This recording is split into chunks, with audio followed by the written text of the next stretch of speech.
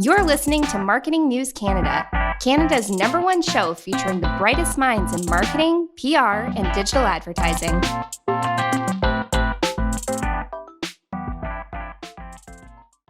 Thanks everyone for joining us for another week of Marketing News Canada. I am thrilled to share with you what I think is one of the coolest panels and a very exciting report that has come out from Hootsuite.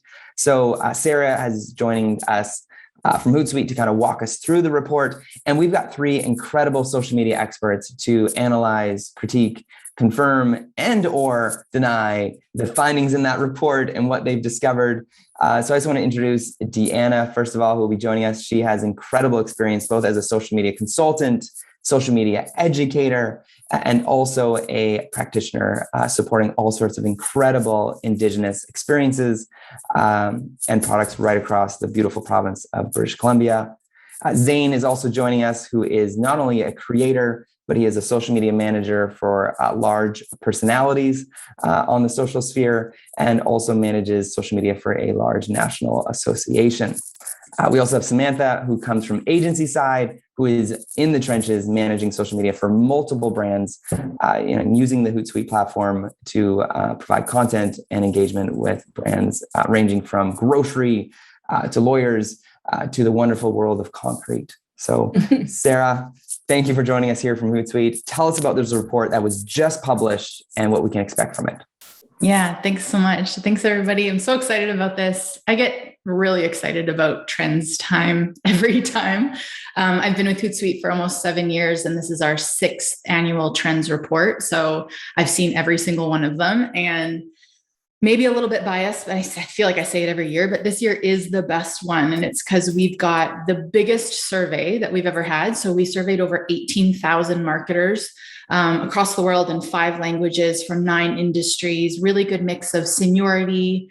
So an incredible data set to work from. And then we kind of coupled that with qualitative interviews from Twitter, YouTube, Google, and more. And then just exhaustive market research, reading every single report that has ever been written. So that is how we came to these trends. The report is available for download. There's a microsite as well as a PDF download available. So it should be in the show notes. So yeah, I'm super excited to kind of kick things off. And I guess we'll just sort of dive right into trend 1 if everyone is ready. So the first trend that we've highlighted is this idea of brands finally getting community right with the help of creators.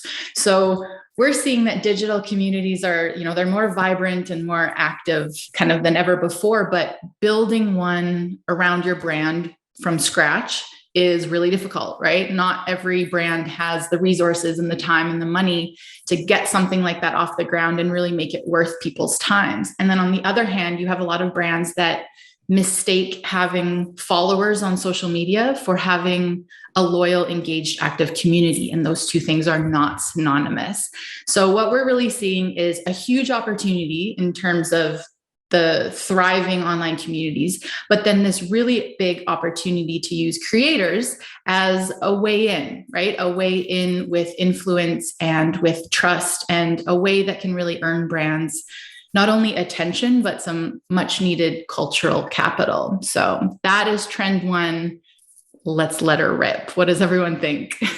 Amazing. So I'm gonna throw it over to Zane. And the first question I want to know, especially for context for listeners and viewers right now, is when did it switch from influencer to creator? And are we still using both terms? Help us with that. I mean, it sounds very much like I'm like, well, like false modesty, where I'm just like, I never thought the term influencer ever applied for me. And like, it doesn't to this day, like on my personal accounts, absolutely not. I consider myself more of an overseer of other influencers. And kind of how I got thrown into the sphere as a creator. I was a journalist and copywriter for a long time. And then I got kind of recruited to this program back in my home province of Saskatchewan. And I was in Toronto at the time, called the Saskatchewan Wanderer. And it's a very unique situation in that I didn't earn any of my followers. It's an annual position. Like, it's like the resident travel writer of the province. And I just kind of took over someone else's role, instantaneously had 100,000 followers that I hadn't earned. And I knew I had them for a year span because they replaced the role every year. So I guess in that time of my life, I would be considered an influencer. But it was just a very different process because I didn't build the base on my values necessarily. Although like we all have similar goals through the position. So in that sense, like as a creator, I started as a creator. I wanted to be a writer. I was writing content every day and it was very, very fulfilling. And I also just through that kind of medium had to learn how to manage my own audience on my own. It was very much a self-sufficient role. And that's kind of how I got propelled into this world of social media management. And it's interesting kind of like how helpful it is as someone that manages social media to have the perspective of someone that's also the creator. Because right now I'm assigning a lot of work to other creators, much like myself. And I kind of have that perspective to know how it can kind of synchronize with a strategy that works with us. Awesome. And then when you reach out or when you have it in your like strategy deck, do you call them influencers or do you call them creators? Which terms? I think creators, as someone that's been on that end of the thing, I think that kind of over recent history, influencer has kind of gone a bit of a negative connotation to it. Like I would never be offended if someone called me an influencer by any means, but I think that creator kind of, it infers a bit more creative autonomy and it makes it, and it is, that's what we are. We're creating stuff. And I think that also influencers implies like mass following. Sometimes we're hiring people for the work and not necessarily their reach all the time. So I think that creator is just a bit more ubiquitous when it comes to the kind of work I'm looking for, at least. Deanna, the work that you're doing, the brands you're working with, what are you seeing when it comes to working with creators and some of the success and maybe some of the stumbles along the way in this last while? That's funny because we were calling them influencers and now we refer to them more as creators. But when, as a brand, we want them to work with us, I find that just as my last strategy session we just had, we are calling them ambassadors. So when they do work for us, we're like, they become our ambassador. So we're finding that shift because of the feelings behind the word influencer. And so that's very true what you said about the amount of following. Micro ambassadors for us could have a greater impact for us for working with us than just the typical what everybody thinks of an influencer with a ton of following. So we're starting to look at it a lot different using the word ambassador when working with us. So I want to get your perspective. So a brand, Deanna, can either choose to say, hey, I'm going to, create my own TikTok account from scratch. I want to create an Instagram account from scratch. And I'm going to own that world and I'm going to do an amazing job because I'm going to speak the language, do the dance, wear the clothes, talk about No Bones Day and all that stuff. Or they could work with a creator who already is in that world. What's your suggestion? And what do you think of the both options for a brand right now? I mean, it could be a bit of both. It could be, you have to start somewhere and create something and then have creators working for you.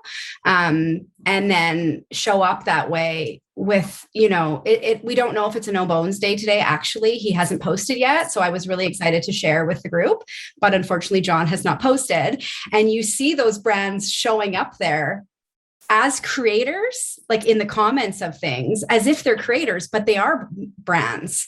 And so it's just a really interesting time we're in. And I find it interesting as brands struggle to decide if they're going to venture into a new world and decide to go into that new world as the brand, wearing their brand clothes and colors, or do they find an ambassador to speak on their behalf? So Sam, over to you. What are you hearing and seeing amongst the brands that you manage? Yeah, I mean, from Jelly perspective, the partnerships that we've done, it looks like in the last year, we've worked with around like 50 different creators. And it really does wonders it depends on the business, but for example, like the Da Vinci Experience is someone we've been working with, and they were kind of starting from scratch. So by, working with these creators, they're really creating the content. They're not just having an influence by going, but they've been giving us the content we need to build a platform. And by, partnering with them, we're now doing contests, and then they're sharing like what they've made, whether it's like a real different photos that now we can pull from as a brand. That's been super helpful for Jelly. And yeah, the companies that we've been working with, it's really like give and take. They're providing us with the created content. So I totally understand that we're moving from influencer to creator. It makes more sense, depending on, what you're doing when you're hiring a creator influencer. But yeah, I feel like DaVinci Experience is a great example. We're constantly working with different creators to get more content pumped out, and it's seriously built the entire brand. So it's awesome. Yeah. And I think in that context, in the DaVinci had the option to say, hey, I'm going to spend a bunch of money with Facebook ads and build a Facebook following and Instagram following from scratch that way. Or if no one's ever heard of us before, what if we partnered with trusted people and trusted creators who could create content on our behalf in their world and thus see our growth happen that way? Exactly. And I think then you get all these different audiences now engaged in this company. So it's just the perfect way to spread the awareness for brands and the new businesses. It's awesome. And Zane, just from like a budgeting perspective, when you look at the budget line items, and it must be fun to, you've been on both sides of the budget now, the receiver and now the manager, the line item for creators, is it typically under like the social media budget? Is it typically under the ad buy budget? Is it a media buy budget? Like how are brands looking at that line item? From my perspective, because it's been mostly like as a creator working kind of federally. So the process has been very nuanced, I guess, in that regard. But like it was always under kind of a organic budget. And then I always kind of had someone else from the ministry transition that into ad budget, I guess, for me. So yeah, when I was doing budgeting, it'd be more so from like an organic creator's perspective, like what do I need to create the content? Mm-hmm. And then from there, I kind of outsourced the advertising component. Because in a sense that I'm hearing is we could see creators, and especially using the term creator, as line items that are saying, hey, I could hire a videographer, a photographer, a writer. Absolutely. Or I could work with someone who just happens, they just may happen to be really big on Reddit or Quora or TikTok and have some sort of following and trust, but they get the language, they speak those terms. And also the amount, I think that people don't think about how much in-kind work is out there as well, that there is no line item. It's a lot of exchange, a lot of give and take, a lot of community building in that regard. Amplification of other people in exchange for their work is also very common, I think, in the industry of creation. And Deanna, over to you. When you introduce the idea of working with an ambassador, a creator, do you have to educate the brands, or do they get it right away these days? I mean, when you talked about budgets, I was like, how do they normally show up in budgets? And I think in the beginning, a lot of it from like a business side would see it as almost like a photo asset budget. I'm going to get photos and content out of it. And that's how they initially saw it, like beautiful images from this influencer, and I'll have that. And I think it's changed and growing more as like a bunch of other areas rather than just the photo asset. Because if you look at it that way, I maybe get like 3 signature shots and then what, right? And there's so much more they do. And so we're seeing it really grow that way. And I think as the shift that's going in social media, especially with TikTok now, seeing the reach that creators are getting, I think people are starting to see that without really having to tell them, like you can get exposure in such different ways than your traditional, even working with an influencer that was like a few years ago. It was funny, actually, there's a video agency in Kelowna, British Columbia that you would normally hire to do a promo video, and they are a video business.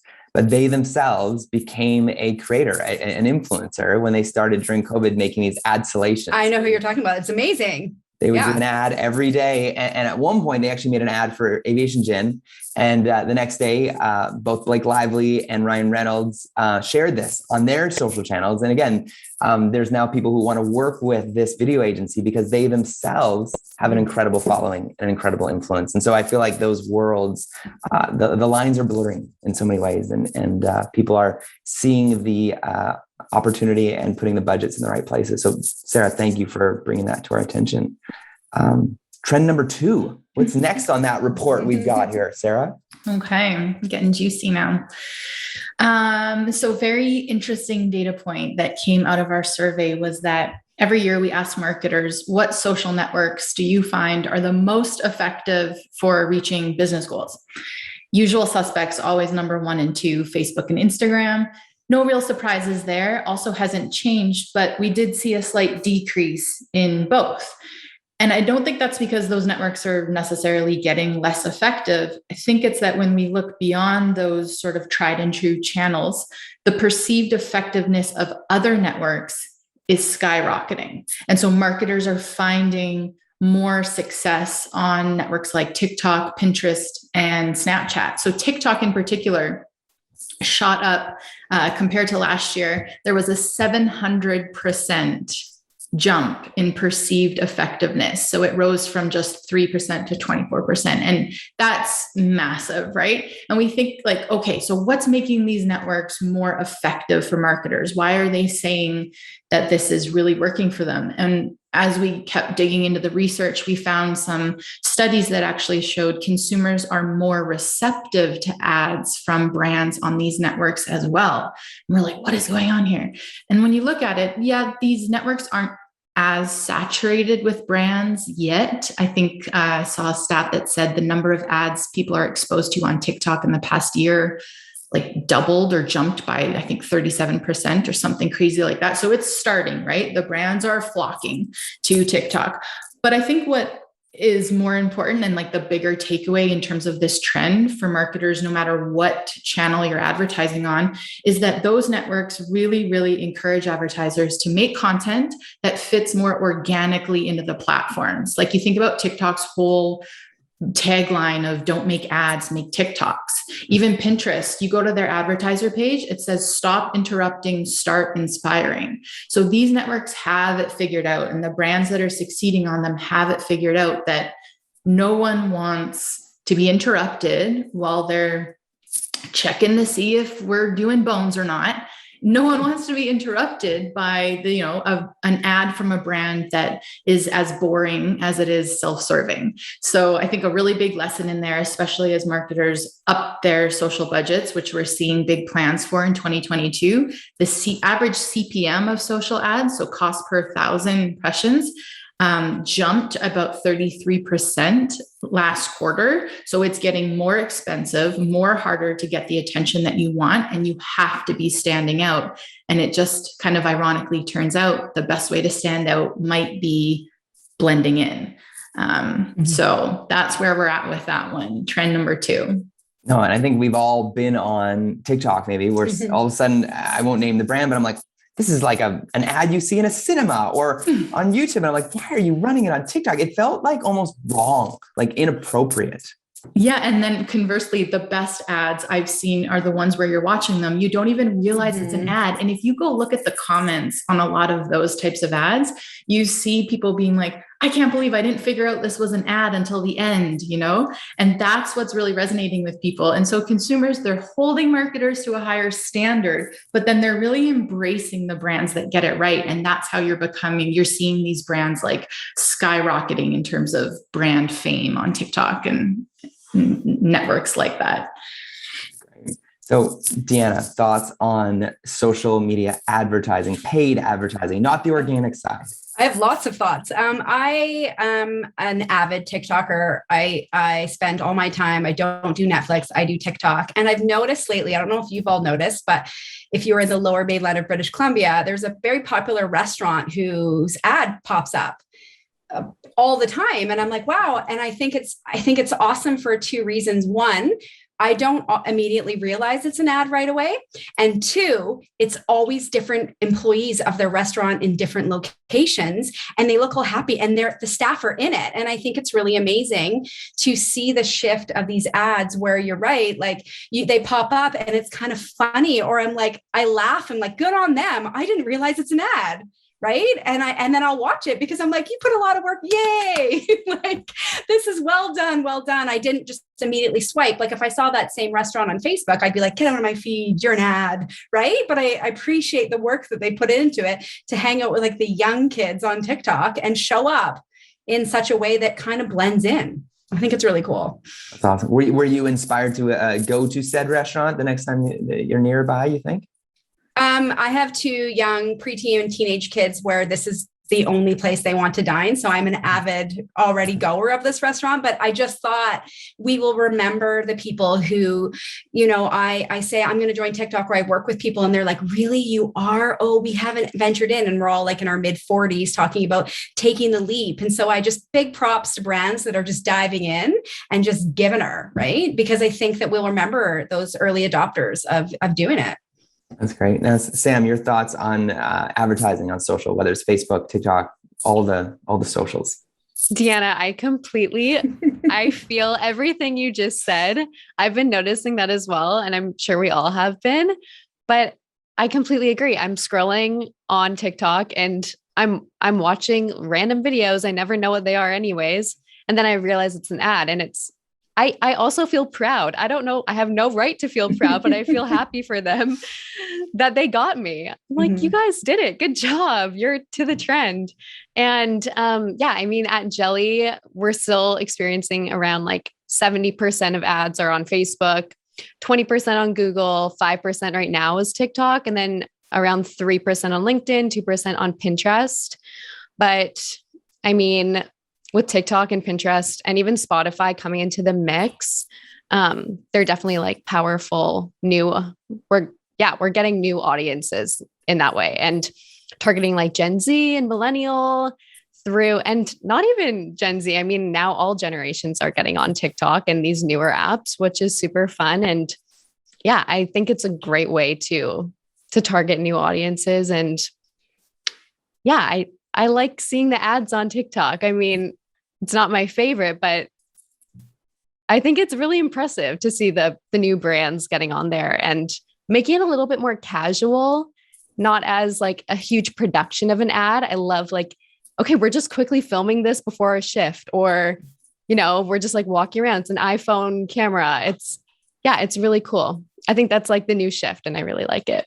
Awesome. And exciting news. Yes, I know this is a global report, but for Canada specifically, who our audience is right now, but Pinterest opened a big office in Canada this year to support advertisers. Reddit opened an office this year to support advertisers.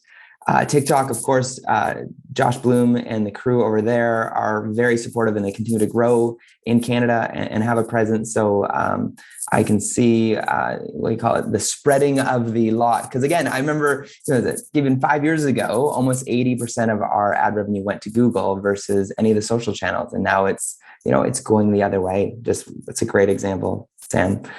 Zane, how about you? It's kind of like an interesting shift right now, particularly from the perspective of creators. I think the accessibility of advertising that's coming through these platforms like TikTok is quite exciting. And I also think the like kind of artistic integrity that comes with like the kind of high funnel elusiveness of these ads that don't have clear calls to action all the time and stuff like that. I think that it's a little less, like we all work in marketing, but we also know that the stigma around marketing and it being a little aggressive or slimy at times. I think that this kind of eliminates that in that these are engagement pieces. They aren't necessarily there to quickly generate conversion. That said, from the perspective of someone that's managing social media, it makes me wonder like how this data will turn out with these pieces. Because if your end goal, is the end goal always necessarily to have a lot of following, or is it to generate a lot of revenue or a lot of sales?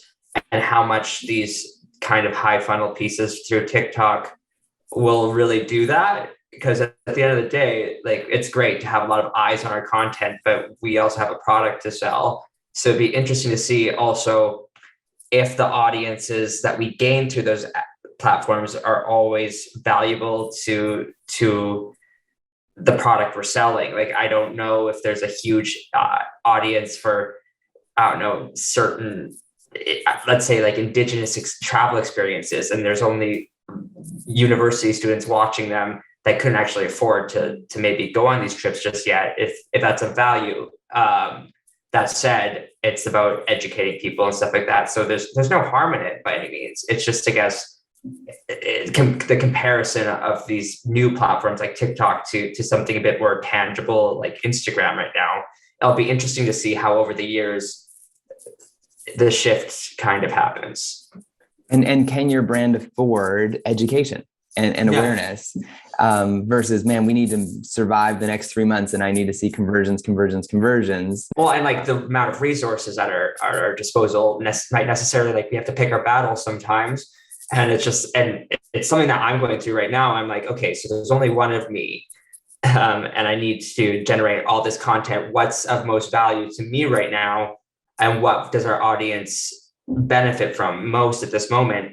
And it's interesting because I am seeing these trends towards TikTok, and I'm just wondering like how feasible it is to spread my content throughout all these platforms and what will generate the most, at the end of the day, revenue for us. So it's great. It's like a double-edged sword that there's so many different ways that you can spread the word about what you're doing. But at the end of the day, if you only have so much resources at your disposal, like it's about choosing what will be most beneficial for the brand at the end of the day. So it's interesting, and it's so like heterogeneous or dynamic. And I'm just like, every year I feel like I have to learn a new platform because it's an ever-changing industry. So it's exciting. It's super exciting. It's just like, it's a lot of decision making, I find. Yeah. And not just a new platform from the organic side, but a new platform from the advertising side, because they, again, have different dashboards and different opportunities and different methods. Well, yeah, it's just because it's so new. Like I don't feel like I have enough quantitative data yet to be like, okay, this is for sure working. So it's just about trial and error at this point, which is exciting, but time consuming. Yeah. And I'm going to give a little throwback to, again, a great Canadian company, WestJet, who many years ago put out a Christmas video that made us all cry and made people cry all around the world. It became world famous for being this incredible emotional experience that didn't feel like an ad. It got shared. It was, one of the early viral videos on YouTube. And again, I still think of now, when I have the choice of what airline to go with, I still think of WestJet and choosing WestJet because I feel like I have an emotional connection to them. And I don't think any other brand will get me as emotionally connected, because still, even time I watch that video again, that commercial again, I cry. It's so beautiful. And again, we'll put a link to it in the show notes if you haven't watched the WestJet Christmas video. I remember interviewing the guy who was kind of the creator of that and kind of the lead on that. And he said the hardest thing, though, is that every year I feel the pressure. Can I duplicate that ever again? But I don't think it can ever be duplicated at the level of that original video. But again, it did not feel like an ad. And I love what you said there, Sarah. As people can understand that and put out those ads, that's a great opportunity. Mm-hmm. There's really, we're talking about trends, but so much of these trends really relates to like foundations of good marketing and good advertising, right? Emotional connection. There's decades and decades of research that proves how effective that is.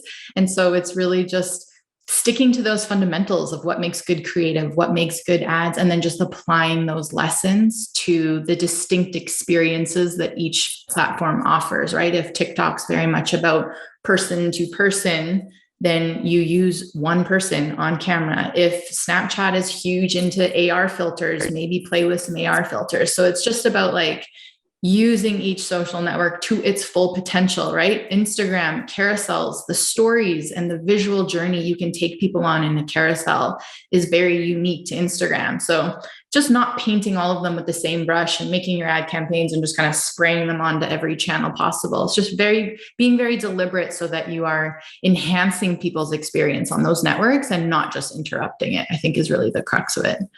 And they've all these platforms have shaken up the media buying agencies across Canada, who used to be able to say one ad that could work on all of the newspaper, all of the TV. But then you look at Vessi Shoes, created this incredible snap filter where you could literally put a filter on your feet and switch between the colors of shoes they had. And again, that was their ad. Mm-hmm. Yeah. And I mean, that really, we're talking about top of funnel versus bottom of funnel. Like, what is more bottom of funnel than like, try these on your feet using a filter? So I think there's opportunities kind of across the whole buying journey, which is, again, just one of like the beautiful things about social. Just those opportunities that it provides really do span the entire spectrum. All right, Sarah, trend number 3. What do we got here? Well, we were so well. Zane was sort of kind of touching on it. It's almost like he knew what was coming up. It's like he got notes or something.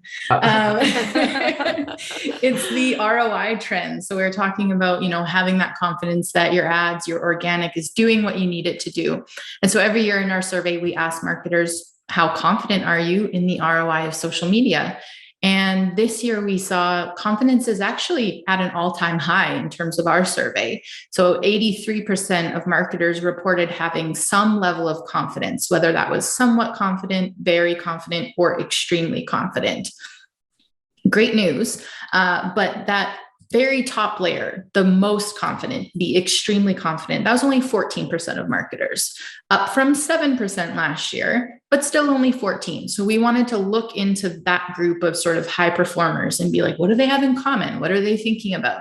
So as we continued slicing the data, we saw that the ones who said they are extremely confident in ROI, when we asked them what do they see as the biggest opportunity in social, well, while everyone else said playing with new content formats and new ad formats, these 14% said expanding social's impact on other departments. And we thought, oh, isn't that interesting? It's like they figured out how valuable it can be for marketing. And now they're going, where else can we get the social goodness, right? What else can we use it for in terms of our business as a whole? And then when we also slice the data of the question we asked, what are your top outcomes and goals for social this year? We saw huge increases in improving the employee experience and brand protection and risk mitigation. And so we think those are the 2 areas that these, high performers are likely going to be looking at this year. How can we use social to keep our employees super engaged, really happy, and not quitting? And then how can we use social to listen and spot potential crises before they escalate to protect our brands, since we know brands are getting held to higher and higher standards these days. So an interesting space to watch for sure. And I just love looking at these data slices and seeing this sort of pivot as social, what we're calling quietly matures out of the marketing department. So it's very interesting. All right, Sam, why don't we start with you? How is that? How are you seeing that in real life, maybe from an agency side? Yeah, I mean, looking at insights and just where we are, seeing the ROIs and everything.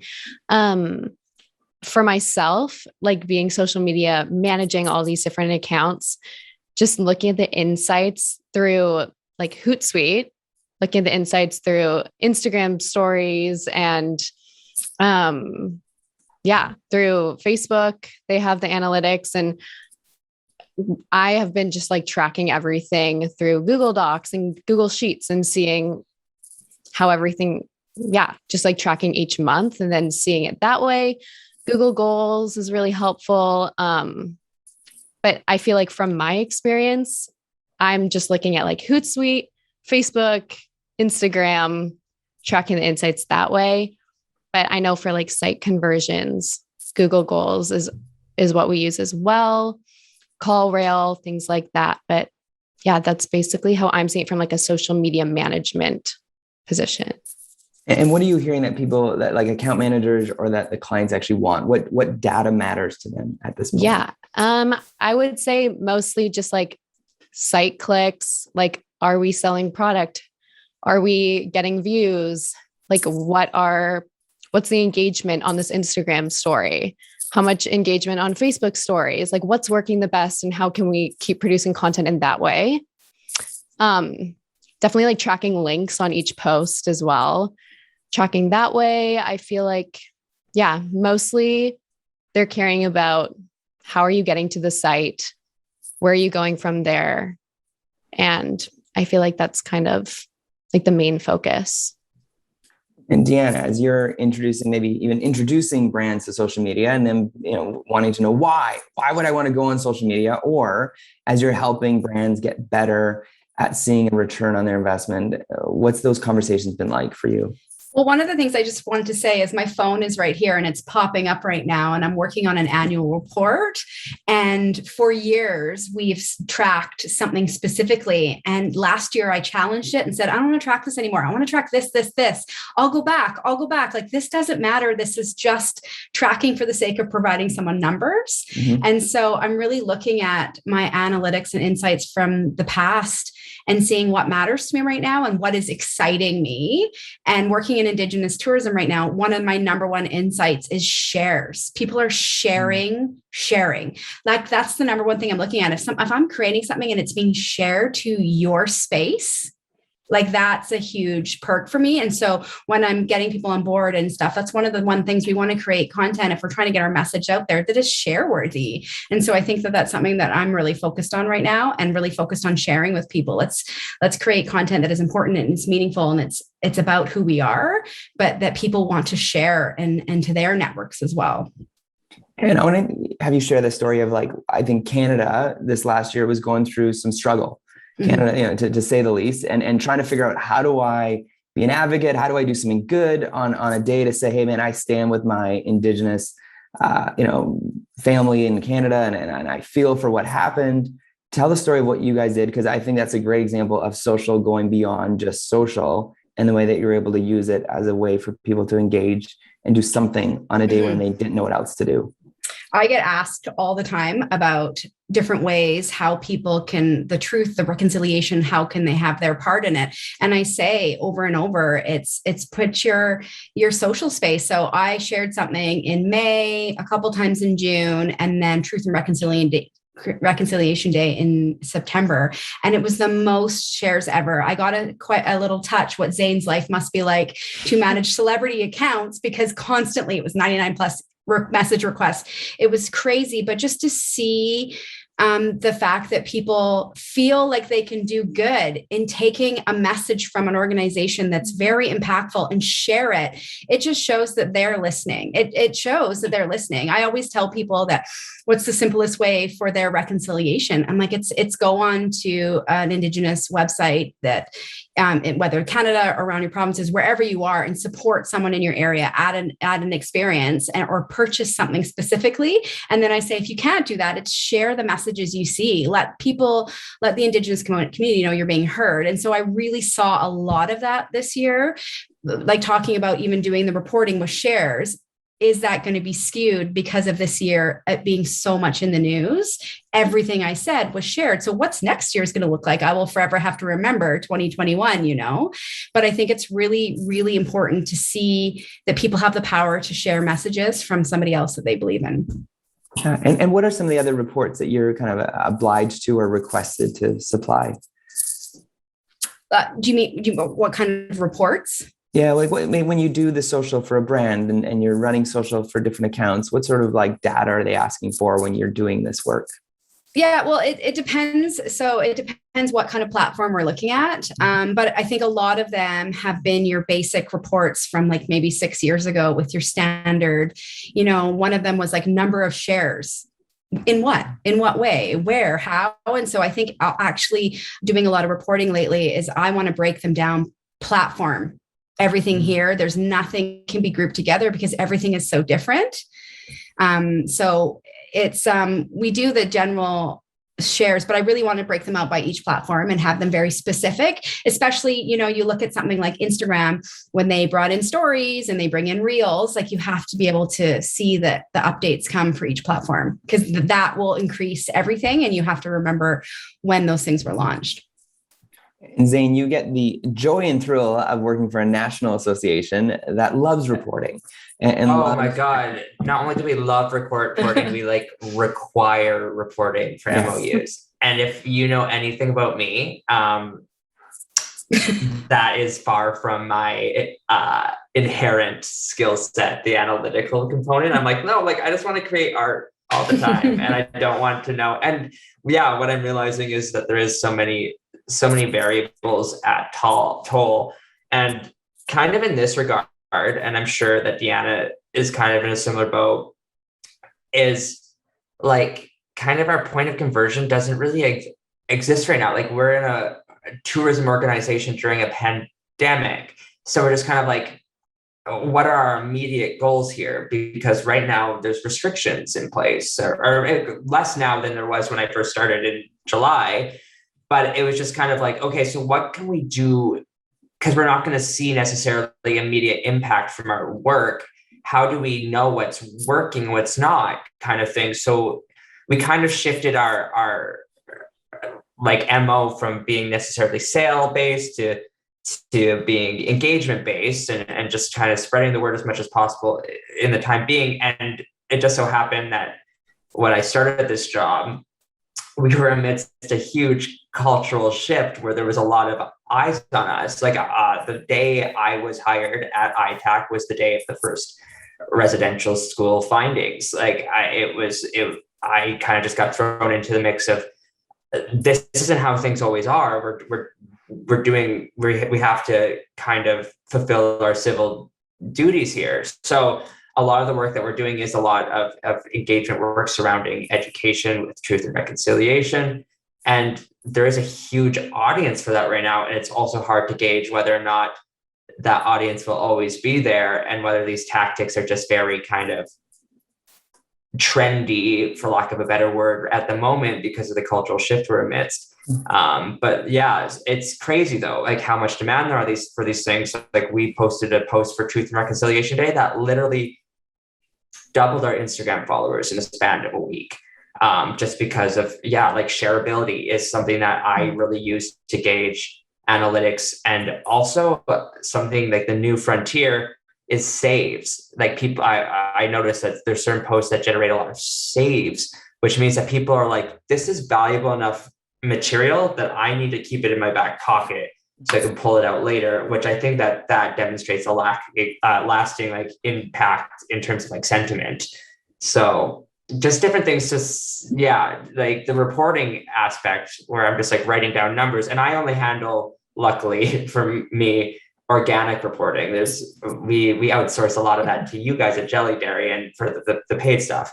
So it's a lot of things that I'm noticing is success isn't always necessarily about likes or whatever. It's about reach, and what can we do to generate reach. I think that it's about providing valuable insight more than anything at this time. And the powers that be in the reports, what are the main things they're requesting? Is it like the growth, the impressions? What are some of the numbers they're looking for in the reports you're doing currently? Well, for our funders and our partners, they just want to see consistent growth for the most part. But it's interesting because we are, I think there's a lot of value in content, because a lot of the content we are creating is shared by Destination Canada as well, who have a way larger reach than we do. Absolutely. But I feel like the sentiment around what they do is a bit different in that it's publicly known that we are an all Indigenous organization. So I think the response from Indigenous followers is also different. And that's something that we take account of as well. Great. Thanks, Zane. Sarah, we've got 2 left, 2 more trends. Give us number 4 here. What do we got? Let's do it. Switching tracks a little bit. Trend 4 is all about social commerce and the way it really is becoming the heart of the sort of post-pandemic shopping experience. Not that we are post-pandemic yet by any means, but social commerce, it's obviously huge. And we've really been seeing small businesses using, social storefronts as a way to sort of extend the customer experience from offline to online to offline again, and sort of that hybrid model that's taking shape. And then we're seeing larger business really pushing the limits of like what's possible and doing some really interesting, innovative things in terms of the social shopping experience. But I think it's really important to remember that social commerce as a term should be considered a lot more than just a buy button, on your Instagram post, little product tag, because shoppers really are using social across the entire buying journey, the way they discover brands, the way they evaluate them, buying and then follow up with care, it really is happening across that entire journey and across every product category as well. It's no longer something that's reserved for just, big CPG retail brands. We're seeing a lot of utility in social commerce for any brand, B2B or B2C. And then especially important, this trend when it comes to younger generations who our digital 2021 report data shows are using social networks as a primary channel for brand research more than search engines. So social has overtaken search engines, not by that much, but by enough that we can say that. So that shift, I think, is only going to continue as well. So it really is the entire shopping experience, not just that point of transaction or checkout on your Instagram shop or whatnot. That is amazing. So Deanna, why don't we start with you? Your thoughts? That's funny because I have said I'm an avid TikToker and love a good skincare, love a good up and coming business. Yes. And I immediately see the brand and I don't Google it. I head right to their Instagram. I don't really judge their TikTok, but I head right to their Instagram and I suss them out. Like, who are you? Are you legit? Which is a big concern. And what are you offering? And how are you showing up on Instagram? And we'll base every purchase decision, everything I do. And I use it even in a way, Instagram more so than Pinterest. I want to paint these walls charcoal gray, hashtag charcoal gray. Let me find some influencers, creators, colors, every purchase decision. I absolutely do not use Google anymore because there's just a bit more trust I have in how you show up on social than throwing up an ad or how you rank. I just feel a lot more trust in an Instagram presence. That is awesome. Samantha? Yeah, no, I completely agree. I'm the first to admit that I love a good aesthetic. And if I see like a nice branding on an Instagram, like whether it's skincare, a new clothing store, whatever it is, I'll check out their socials first.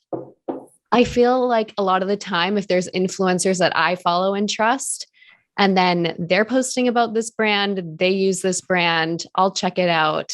And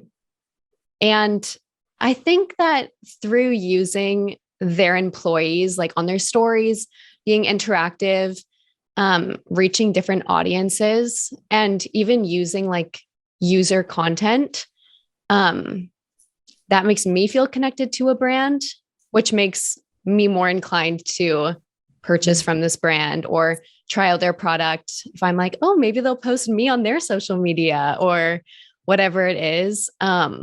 Yeah, I think when they share a similar value, it doesn't really matter what their following is. It's more if they have the things that like I value, then I'm more inclined to shop with them.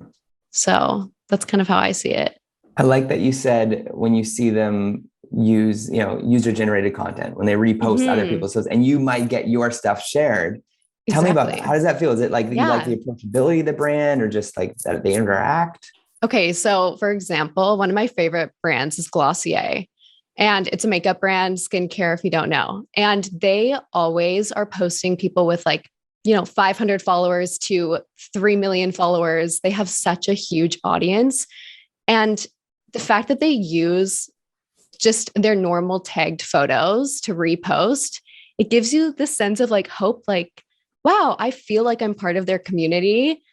I want to support this brand. They don't just care about people with a following. They care about, their normal day-to-day consumers. And the fact that they just use such a different audience. They use people over 65. They use 12, maybe not 12-year-old. That's a little young, but, but they use teens, and they use just people that look different and different styles. And the fact that, anyone can be featured on their page. I resonate with that, and it makes me more inclined to buy from them. So awesome. I will admit I follow Caitlin Bristow on Instagram, and she told me that it gave me a discount code for blue lens glasses. So I went to iBuyDirect to buy these, and then I forgot what her discount code was by the time I went to checkout. But then I realized if I signed up for their e-newsletter, I'd get a similar discount. So I signed up for their e-newsletter. So Caitlin Bristow, you did not get the attribution to this sale or this sale, but you brought me to the site and there's probably no way to track that because I just typed it into my phone by direct. So it's pretty crazy how that works. But again, it was a great discount code. I knew I needed these blue lens glasses and finally it was the right time, the right place. There you go. Zane, have you been influenced recently on social to buy something?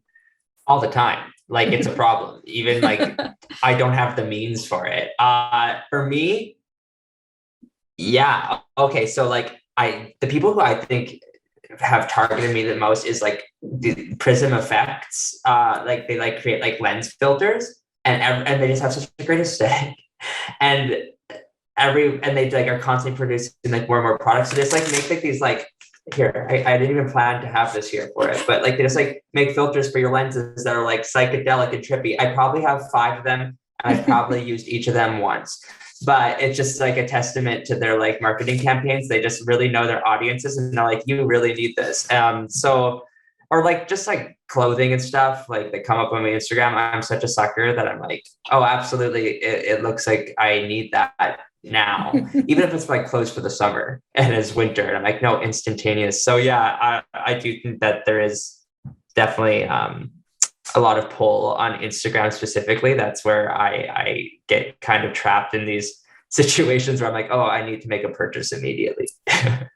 It's awesome. Sarah, last but not least, give us that last trend that you guys discovered. These have been incredible. I'm so excited to read the full report and dive into even more of this data and information. Yeah, definitely. The report's also got, examples as well, and then links to info sheets that we've created on how you can put these trends into action. So each trend has an accompanying info sheet as well, because I think we can talk to you all day about the stats and throw insights at you, but knowing what to actually do with them is super important. So we've hopefully covered your bases there. But trend number 5, perhaps the most dramatic one, but I'm excited about it because it's all about social marketers, but it's all about social customer service. So the way we're sort of setting it up is that we think the trend is that social marketers are going to save their brands from the customer service apocalypse. Like I said, it's very dramatic, but here's why we're calling it a looming customer service apocalypse: staffing shortages, global supply chain issues, right? Economic uncertainty, fluctuating lockdowns and restrictions still in many parts of the world. There's a lot of forces at play in terms of, the global state of business that really puts a big question mark on 2022. And we have a feeling that for certain industries, businesses might be dealing with an influx of not so happy customers, especially around the holiday season. Things aren't going to arrive in time. It might be a problem for a lot of people. And at the same time, demand for service on social is skyrocketing because people have figured out, oh, hey, it's instantaneous. It's one-on-one. They can't ignore me. I don't have to sit on hold. So there's all of these reasons why customers aren't going to just be like, okay, I'm fine now that the pandemic's over to stop using social as a customer service channel. So these two things are really coming to a head, I think, in 2022. But the interesting thing that we're seeing is that social marketers seem to be sort of poised to be the best people to lead their organizations through this shift. So you'd think that this is the domain of the customer service team. But for a lot of smaller or mid-sized businesses, there either isn't a customer service team, or if there is, the social marketers, they know the channels better. They know the customer pain points just as well, if not better, because if you've ever spent time, I used to be a social media manager crafting these perfect campaigns, you put them on, and then they just get a deluge of unhappy people talking about their product and where it is. And you're like, okay, but this is marketing. But customers don't see that difference, right? They just see every interaction as your brand. So marketers in a really good position to sort of bridge that gap between marketing and customer service, make sure that everyone's using the same tools, that they have the right processes, the right handoffs, that they're using automation to answer all of those time-consuming, frequently asked questions so that the marketing teams can be freed up to do more of what they do best. So some really big opportunities there for better cross-collaboration magic for sure. So that's great. Samantha, over to you. How much of your day and kind of week, percentage wise, is customer service versus marketing and managing, the great content that goes out? Yes. You know what? It really just depends on the brand that I'm working with, because, for example, Choices Market, it's mostly positive messages. It's maybe random questions. Do we have this product in at this location? But it's not even too common. Maybe on another hand, Prospera, the credit union, I'm getting more messages very specifically about this is what's happening with my bank account and I need help figuring this out right now. But in reality, I cannot give them the answers that they want. So I kind of feel like this middleman. I will try and calm and assist you in what you're going through right now, but I'm handing you off okay, please email this person, because obviously like I can't help your bank account right now. But I feel like, I mean, everything I do on socials kind of feels like customer service, other than the actual posting. And I mean, if we have a graphic designer in-house, and other than posting manually, everything is commenting, replying to comments, liking comments, or reaching out to people, replying to stories, resharing stories. Everything really is customer service. So I feel like it's hard to say what part of my day is which, because I'm always on my phone replying to comments or checking to see if there's something new, because especially on social, you don't want to wait too long, because then you have comments in the latest post saying, reply to me, or whatever it is. So it's kind of just like an all throughout my day task, I would say. Yeah. We all know there's nothing worse than like waiting 48 hours and then the social media person finally writes and says, oh, email this person over here. And I'm like, come on, totally. Help me, please. Yeah. But we all know any telco company, Twitter is the best to get support with your telco. Like we've always been trained for that. So Deanna, what are you seeing in that world there? Customer service or Darian, as you know, I'm very passionate about wording. I word things, especially working in Indigenous tourism in 2021. I word things, and there's a group of us who word things, and every single word is just looked over with a fine-tooth comb to put it out there, to not have any negative feedback. I remember, I think sometime in the summer, maybe June 21st, somebody goes, I don't understand. Where are all the negative comments? And I was like, we craft messages very, very purposefully to try to avoid the negative comments, because I mean, working in tourism, the way you've been crafting the same message, it's kind of the same across the board, so it's been easy on that end. But I'm also going into a strategy session tomorrow with my whole team for the first time in 2 years. And I feel like coming from the social side, I can come with a lot of different ideas. But one, I can come with the idea that I know our customer, I know the people, I know what they're saying, I know what they're thinking, and I can provide that because I watch it. I'm the one who watches everything, what they're sharing, what they're saying, responding to ads and posts and stuff. And so I think that for an organization as a whole, that strategizing what the front face social is saying in the comments is so important. That's great. And as far as, when there is that, when the troll appears or when that does happen, what's typically your tactic when you deal with, it depends. We don't really get any trolls ever on our social posts, only on our ads do we see it. And working in British Columbia, our trolls are typically outside of British Columbia, because I think a lot of people in BC are very knowledgeable and know who we are. It depends. I very rarely block people, but I think on Truth and Reconciliation today, I was like, today's not the day. And I was just going to block. But we definitely we'll hit the hide button if it's on Facebook. Your people can still see that you've posted this. But we definitely choose to not really engage, because that would take over. We've got a community of people who would jump in, and it would just not stop. Right. And so we kind of choose to just let them go, and not worth our response.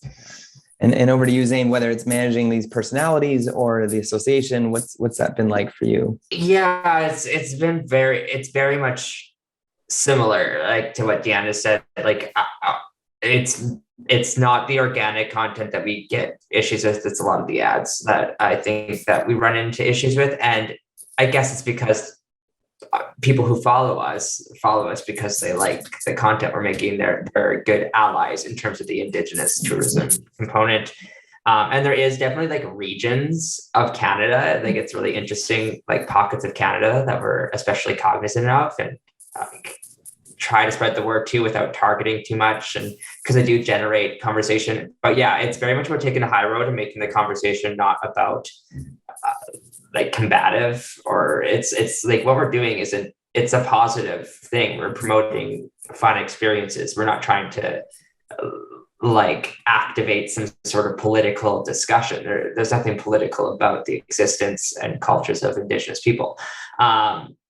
So it's just kind of, we don't tend to engage too much. The hide button is very, very valuable at times.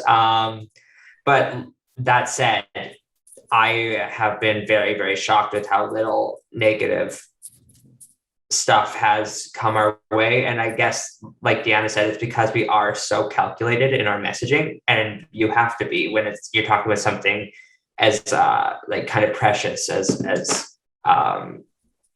traditional culture in Canada. It's very important to know your way around the language with that. As far as like with personalities and stuff like that, it's a lot lower stakes. And I guess it's similar to when I kind of, my face was posted on brands in the past. It's just kind of like part and parcel with the role. People love to be on there trolling, and it's just about whether or not it's worth engaging with. But in terms of like my position, I would consider, we always use the term community manager as opposed to social media manager. And it does kind of make sense in that there's a huge customer service role. I'd say probably half and half on my end.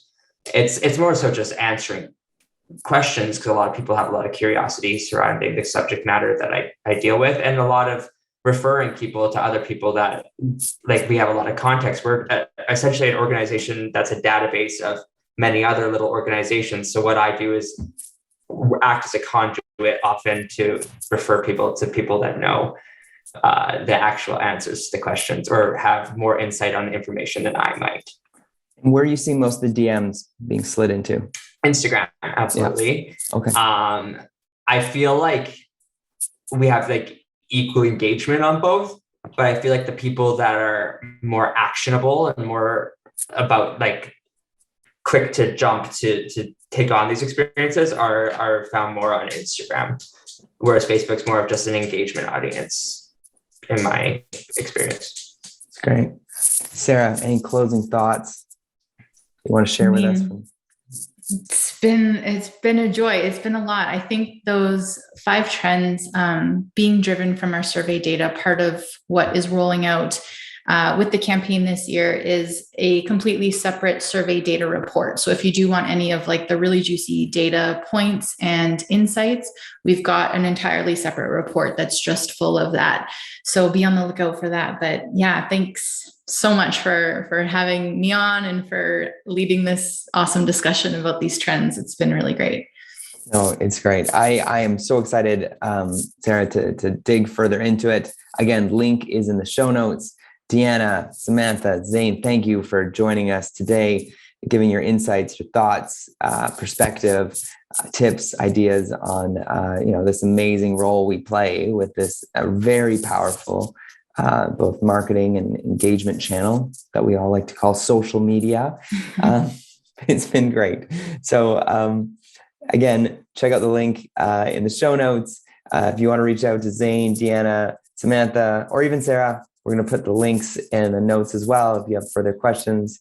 But thank you again for joining us today here on Marketing News Canada. Thanks for listening to Marketing News Canada. For more episodes and other great stories from Canadian marketers, visit marketingnewscanada.com. All episodes are recorded in the Jelly Marketing Studio thanks to our producer, Chris Penner, and editors Travis Jeffers and The Podfather.